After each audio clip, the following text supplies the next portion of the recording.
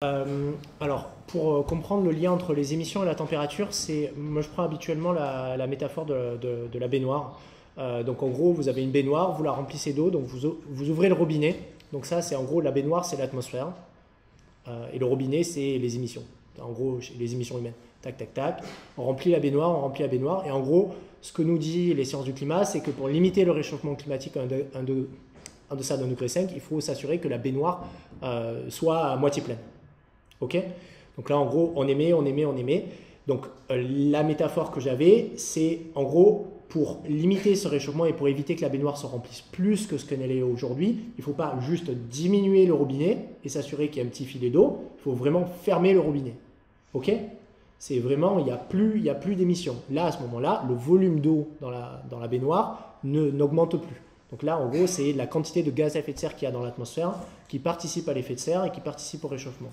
Ce que nous dit ce rapport et ce que nous dit les scénarios, c'est qu'en gros, pour limiter le réchauffement climatique en deçà d'un degré 5, il faut faire plus que fermer le robinet, ou réduire le robinet, parce qu'il faut réduire le robinet et ouvrir une bande. Il faut agir comme ça pour retirer du dioxyde de carbone de l'atmosphère. Voilà. Donc là, pour le coup, c'est un pari énorme pour l'avenir. Parce qu'en gros, on ne sait pas faire ce genre de technique à l'échelle globale, on sait le faire à l'échelle locale. Il n'y a pas très très longtemps, il y a eu un article dans lequel l'université toulousaine, je pense qu'elle est impliquée, mais il y a eu une des premières centrales énergétiques à émissions négatives qui a été inaugurée en Islande. Donc c'est des choses, il y a des choses qui sont en train d'être mises en place, mais très localement. Et ce que ce rapport nous dit, c'est qu'on est capable de faire ça. Enfin, si on est capable de faire ça à l'échelle globale, donc ça pose des questions, est-ce qu'on veut le faire, on est capable de limiter le réchauffement climatique en deçà d'un degré 5. Ça pose plein d'autres questions. Après, sur la question sur la partie économiste, donc là, pour le coup, les collègues français qui sont impliqués là-dedans, c'est l'IDRI et le CIRED. Donc il y a Étienne Weissman de l'IDRI et Jean-Charles Orcade du CIRED qui étaient impliqués. Donc effectivement, par rapport, alors je sais pour le coup qu'il y a une sorte de schisme entre les économistes parisiens et les économistes toulousains. Donc c'est assez, je ne vais pas mettre de l'eau au débat là-dedans, mais nous, le mandat qui nous est donné, donc pour le coup je ne suis pas économiste, mais je peux vraiment vous dire ce qu'il en est à l'heure actuelle, c'est que la recommandation qui nous est donnée en tant qu'auteur pour le GIEC, c'est de ne rien laisser de côté. C'est-à-dire que dans le rapport, même les économistes ont évalué les papiers qui parlent de growth, donc l'équivalent de décroissance. Il y a eu des publications là-dessus. Le seul problème, c'est la scénarisation. Donc on a aussi, par exemple, on a aussi tenu compte de tout ce qui est scénario négawatt ou de ce genre de scénario. Donc on en a vraiment tenu compte et on a vraiment tenu compte des courants qui ne sont pas des courants mainstream. Et je suis complètement d'accord avec votre remarque. Le seul problème, c'est que dès qu'il s'agit de faire des prévisions climatiques, on a besoin de ces modèles. Et derrière ces modèles, pour qu'ils soient acceptés, on a besoin qu'il y ait une publication scientifique, qu'il y ait une transparence, que ces modèles soient capables de satisfaire certains critères, de représenter par exemple les arbitrages entre différents pays, macroéconomiques, etc., etc.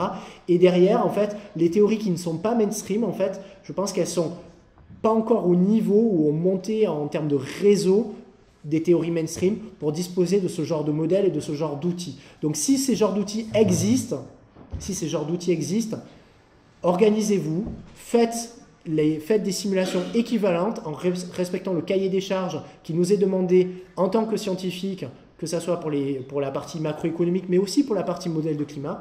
Et on sera ravis de tenir compte et de faire des simulations avec ce genre de storyline macroéconomique. Donc ce n'est pas une question on ne le fait pas, c'est juste qu'on n'a pas le matériel. Donc on tient compte dans notre évaluation pour dire attention, il peut y avoir des ruptures et des non-linéarités que le système macroéconomique ne prend pas, mais on n'a pas les modèles. C'est des modèles d'équilibre généraux, donc en gros, c'est les économistes qui veulent aller dans ce sens-là, souvent ils bottent en touche parce qu'ils ne peuvent pas aller plus loin que juste l'assertion ou d'études de cas. Donc c'est aussi une limite concrète de votre discipline. Après, le dernier point, c'était en rapport... Ah oui, les entreprises pétrolières. Donc, c'est un vaste débat. Dans la publication en question, c'est plutôt présenté dans leur portefeuille de diversification. C'est-à-dire que jusqu'à présent, ces entreprises avaient mis uniquement du pétrole. Là, ils se disent, ok, on ne peut plus mettre du pétrole, mais par contre, on a fourré, par contre, on a des mines, par contre, on dispose de tout ça. Et donc, tout ce qui est scénario compatible, et là, par exemple, on voit très bien sur cette figure-là qu'à partir de 2050, les scénarios compatibles avec 1,5 degré n'ont plus des émissions dites positives, c'est-à-dire ce qu'on fait depuis la nuit des temps, ils ont des émissions négatives. C'est-à-dire qu'à partir de ce moment-là, l'humanité, donc attention, je pense que Christophe va me sauter dessus, il y a une croyance en la technologie, l'humanité est capable de retirer du dioxyde de carbone de l'atmosphère. Ce problème, c'est, on l'a retiré, où va-t-on le mettre? Et donc c'est là où les pétroliers se disent, mais nous on s'est fourré, nous on a des mines, bah, venez le mettre chez nous et on vous le fait payer. Et voilà, et c'est là qu'on a... Non, mais ça paraît complètement fou, mais on va avoir besoin de ce genre de collaboration si ce genre de scénario se met en place. Donc en gros, le consensus scientifique sur le réchauffement climatique, on le savait au moment du rapport Charnay, avant même la création du GIEC. Le consensus scientifique a été détruit par les climato-sceptiques pour dire « Attendez, vous êtes en train de nous saboter notre croissance économique ». Donc le GIEC a mis en place tout ce temps-là pour revenir au consensus scientifique des années 70. La différence, c'est qu'avec ce consensus et le travail entre les différents groupes de travail et justement le travail des économistes, c'est qu'ils montrent qu'aujourd'hui, ces scénarios de transition énergétique, alors là attention, je présente ça de manière purement objective et je ne mets pas mon point de vue d'acteurs de la société civile, on a montré par les travaux des climatologues, des experts sur les impacts et des économistes qu'il est possible de limiter le réchauffement climatique en étant compatible avec une logique de marché. Ça veut dire qu'on n'ampute pas la croissance économique des pays en voie de développement. C'est-à-dire que là, on a vraiment fermé, on a résolu ce problème-là en disant on peut lutter contre le changement climatique, réduire nos émissions, mais on peut continuer à se développer. Et là, pour le coup, ça a complètement changé la donne par rapport à là où on en était dans les années 70. C'est que vraiment, les gens maintenant, ils se rendent compte qu'ils ont envie de le faire et que potentiellement, pour le secteur privé, ils vont continuer à gagner de l'argent encore, voire plus. Oui, sur le récit écoféministe, je vais réagir là-dessus aussi, ça passionne. Sur le récit écoféministe, en gros, c'est Donna Haraway, Anna Tsing, le livre, l'anthologie Reclaim, publié en France par Émilie H. J'ai oublié son prénom, je crois que c'est Nina Federici, une étude sur la naissance conjointe du capitalisme, du dualisme moderne de domination de la nature et de l'inquisition et de la chasse aux sorcières au 16e, 17e, Silvia Federici. Ouais. Donc ça part de cette idée que finalement la naissance du projet moderne de domination de la nature et du capitalisme sont corrélés avec le renforcement d'une domination de genre du masculin sur le féminin au XVIe, XVIIe siècle. Premier point qui est mis en avant par ces thèses écoféministes. Deuxième point, c'est le refus du terme anthropocène, et Donna Haraway a mis en avant le Cthulhucène, du nom d'une araignée, en disant finalement pourquoi donner à notre époque le nom de l'humanité? Est-ce que c'est pas finalement prolonger le récit moderne, le mythe moderne de notre grandeur et supériorité, de l'exceptionnalisme humain, etc.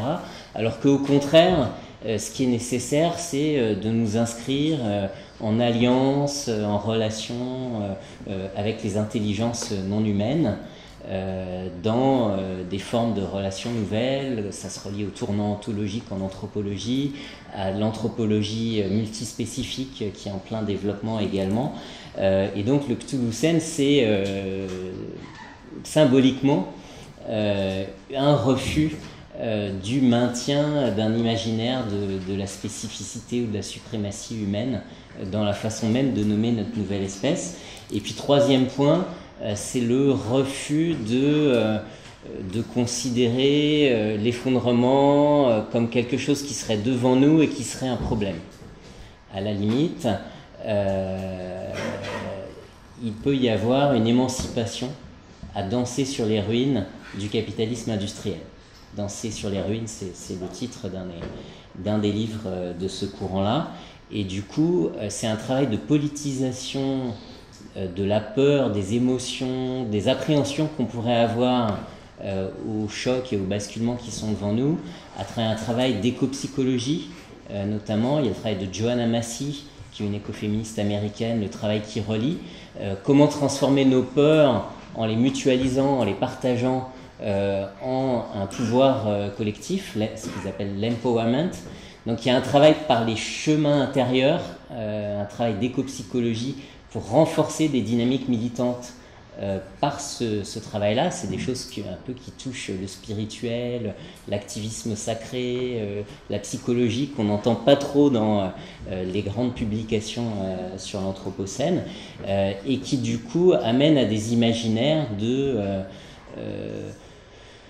de communautés solidaires, joyeuses, post-industrielles, qu'on peut retrouver dans des nouvelles, des romans, dans l'héritage d'Ursula Le Guin, le livre récemment, enfin plusieurs livres qui sont sortis récemment aux éditions Cambourakis en France, travaillent un petit peu cette veine-là de production de fiction, d'imaginaire d'un futur qui serait plus émancipé, plus joyeux, tout en étant sorti d'un monde industriel. Donc c'est assez différent des techniques de capture du carbone de BP et Shell. Là-dessus, moi j'ai envie de faire une remarque qui est que il y a un très très beau livre d'historiens et de sociologues sur l'esclavage qui s'appelle « Le calcul et la morale », qui ont visité les discours des économistes fin 18e jusqu'au milieu du 19e siècle, qui ont essayé de donner des arguments rationnels pour ou contre l'esclavage. Alors les plus progressistes, c'est un peu l'équivalent de ceux qui disent on peut sortir du problème climatique tout en restant dans la croissance et le profit, etc. L'idée, c'était de dire le travail libre, le salariat, finalement, revient moins cher aux planteurs, est plus efficace, plus rationnel que le travail des esclaves. C'est un peu l'équivalent des discours de ce type-là. Et effectivement, il y a eu des calculs, etc. Et de l'autre côté, il y avait les défenseurs de l'esclavage qui avaient leur réseau, leur lobby et leurs économistes qui prouvaient le contraire. Puis malgré tout, quand même, un esclave, ça coûte moins cher, surtout quand on le surexploite, qu'on le fait surtravailler, qu'il meurt assez vite et que du coup on se réapprovisionne en Afrique régulièrement plutôt que de les auto-reproduire dans les Antilles.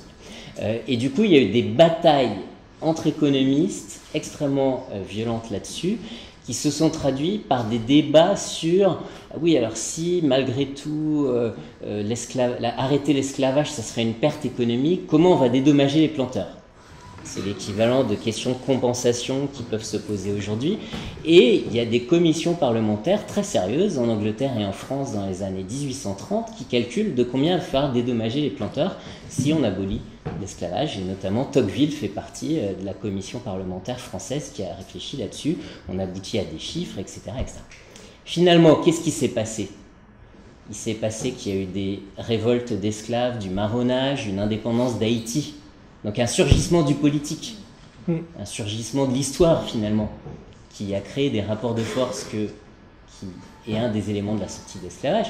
Il y a la deuxième République de 48 et par hasard Schœlcher se retrouve en position de pouvoir convaincre et d'avoir une déclaration d'abolition en France.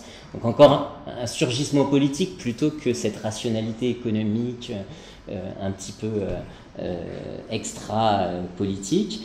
Et puis, un surgissement géopolitique, malheureusement, c'est aussi une des raisons de l'abolition de l'esclavage au long du 19e siècle, c'est la puissance impériale britannique qui va obliger les autres pays et les autres puissances à arrêter l'esclavage, parce que pour ses intérêts personnels de grande puissance du libre-échange à l'échelle mondiale, avec ces nouvelles formes de domination, d'empire informel sur l'Amérique latine, la Chine, à travers les guerres de l'opium, etc., c'est plus intéressant pour elle de mettre en place un système de libre-échange et de salariat plutôt qu'un système mercantiliste et d'esclavage. Et donc elle va obliger, à la conférence de Vienne de 1815, ça commence, à sortir les autres puissances de l'esclavage. Donc on a y compris un facteur, c'est comme si la Chine aujourd'hui nous obligeait par le canon et les missiles à réduire nos émissions. Vous voyez, ça s'est pas fait par des engagements volontaires des planteurs avec des compensations. Ça s'est fait dans le sang et dans la poudre au XIXe siècle, l'abolition de l'esclavage. Donc il faut revenir un petit peu à ce que c'est que la réalité des dynamiques sociales et politiques. Il y a eu des tribunes de climatologues suite à l'objectif des 1,5% qui ont dit mais c'est un objectif qui est tellement ambitieux, qui va mettre en avant des solutions ultra radicales, genre géo-ingénierie, technique de capture du carbone, etc.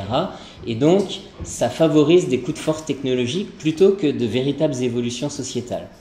C'est un peu l'équivalent de ce que Naomi Klein appelle la stratégie du choc, hein, en disant c'est hyper urgent, il faut changer hyper vite. On met en avant des acteurs qui proposent des solutions qui sont pour le coup pas très bottom-up, qui sont assez top-down, au nom de l'urgence, quoi. Je voulais savoir qu'est-ce que tu penses de ça, de ce type de débat qu'il y a eu, y compris avec des climatologues qui ont dit ne déconnons pas, 1,5 c'est du n'importe quoi, restons sur les 2 degrés, etc. Alors, très très rapidement, comme je l'ai dit, c'est un rapport qui nous a été demandé. Donc c'est clairement pas la sphère scientifique dans notre tour d'ivoire qui souhaitons étudier les nuages parce que c'est beau, c'est sans politique, c'est sans société les nuages. On n'a pas demandé à faire ce rapport sur le 1,5 degré. Par contre, un réchauffement de 2 degrés, voire 3 degrés, voire 4 degrés, parce que c'est la tendance sur laquelle on est à l'heure actuelle, ça galvanise toute la communauté. Je pense qu'il y a également eu des tribunes de scientifiques qui ont dit, aujourd'hui, étant conscient du problème tous les jours dans notre travail, on est vraiment confronté à un stress de savoir, voilà, pour les collègues qui ont des enfants, qu'est-ce qu'on va leur laisser. Et ça pose un problème d'équité aujourd'hui entre les pays les plus exposés et le genre le plus exposé, donc les femmes dans les pays pauvres, pour le coup, et je pense qu'Oxfam est très clair là-dessus, et une sorte d'équité intergénérationnelle, c'est-à-dire en gros une sorte d'empathie pour laquelle l'humanité n'a pas forcément aujourd'hui montré une très grande capacité. Après, la tribune des scientifiques dont tu parles, sur le fait que ça soit pas forcément réalisable ou tout ce qu'on veut, c'est encore une fois je l'ai pas signé et je vous avoue qu'on m'a même pas demandé, hein, parce que je fais partie du peu de climatologues qui étaient impliqués dans ce rapport-là. Oui, effectivement, il y a un problème de technologie. Et de trop croire en la technologie, c'est aussi un problème. Mais en fait, ça a déjà été le cas dans les précédents rapports du GIEC. Nous, on fait juste que dire qu'en gros, il existe des scénarios qui sont compatibles, dans lesquels on peut déployer une mitigation plus forte.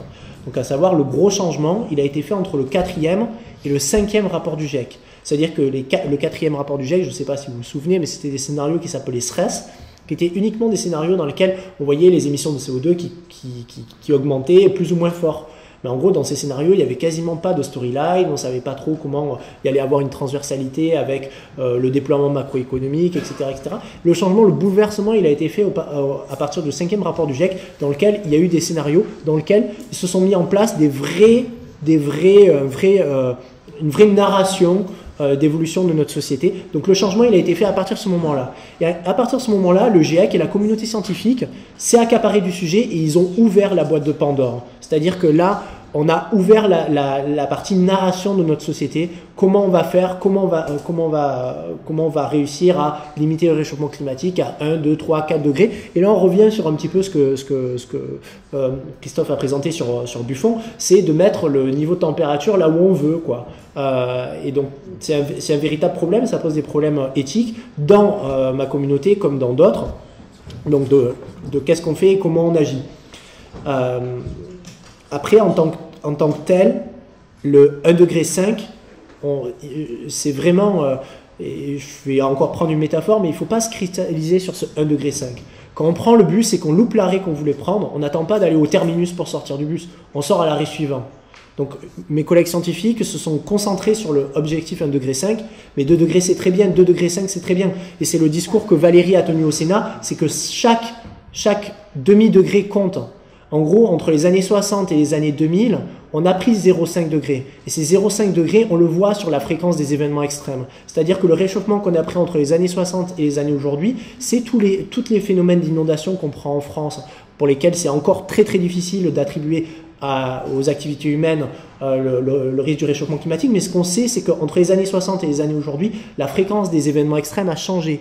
Donc en gros, 0,5 degrés, c'est pas rien. Donc aujourd'hui on a 1 degré, 1,5 degré c'est pas rien, 2 degrés c'est pas rien, 2,5 degrés c'est pas rien. Et c'est juste de mettre en place une réponse et d'organiser une réponse et de vraiment faire prendre conscience à la société civile et aux parties prenantes de l'urgence. Donc effectivement, le faire prendre conscience de l'urgence, et ça c'est pareil, lorsqu'on se retrouve un petit peu acculé, on a plusieurs types de comportements. Soit on trouve une solution très très rapide et qui n'est pas forcément une solution très bonne, soit on trouve une solution alternative plus douce.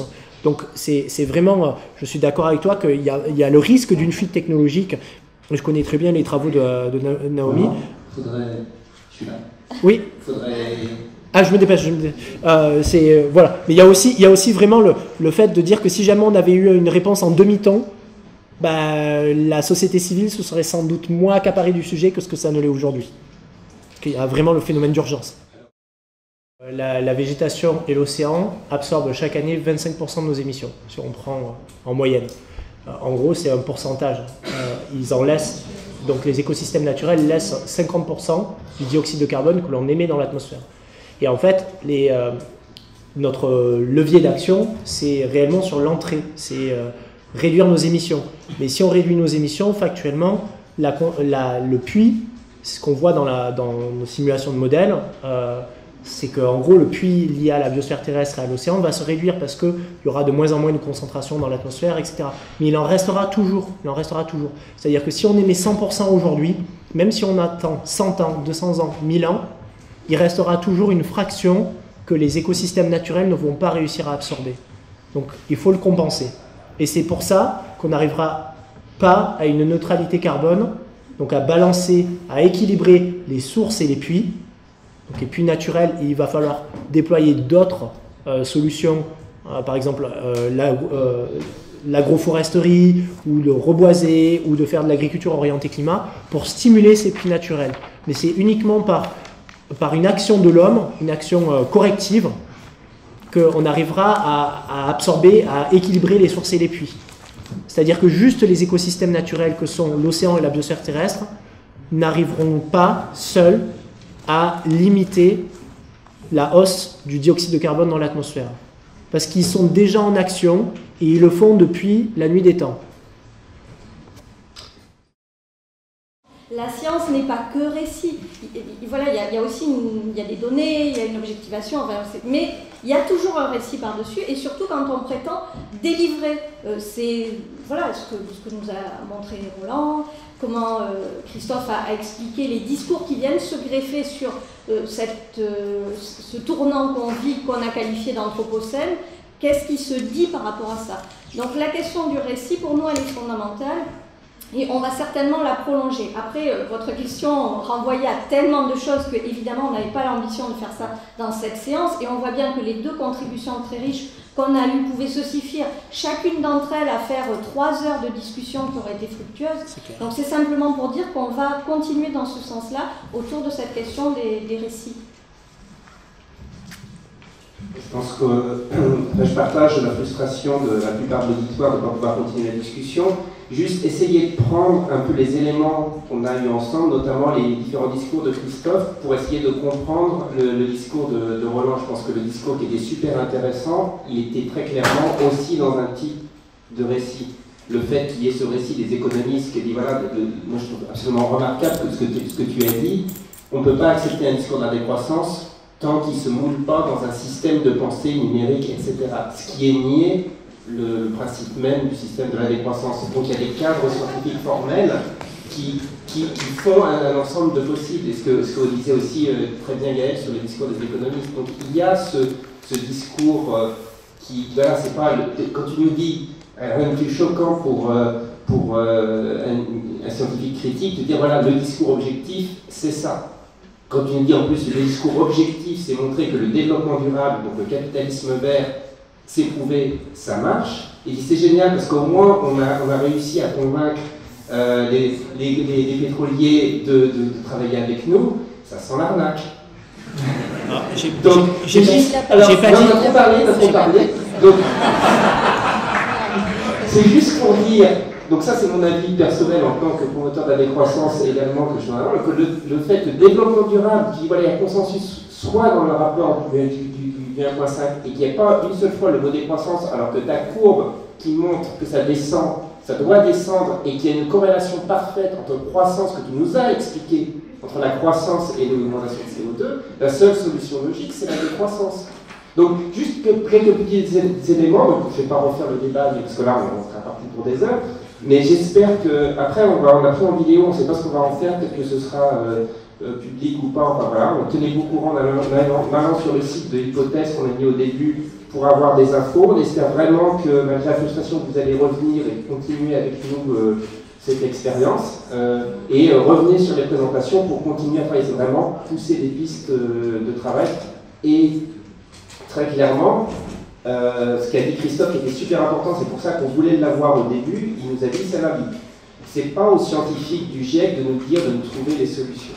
Et nous, on est un ensemble de scientifiques qui réfléchissons et on ne veut surtout pas prendre cette position de posture dominante en disant qu'est-ce qu'on veut faire, c'est-à-dire de partager avec vous. Alors c'est compliqué, mais on espère que... Alors, on va remercier nos deux intervenants qui nous ont fait des deux super présentations. Merci beaucoup.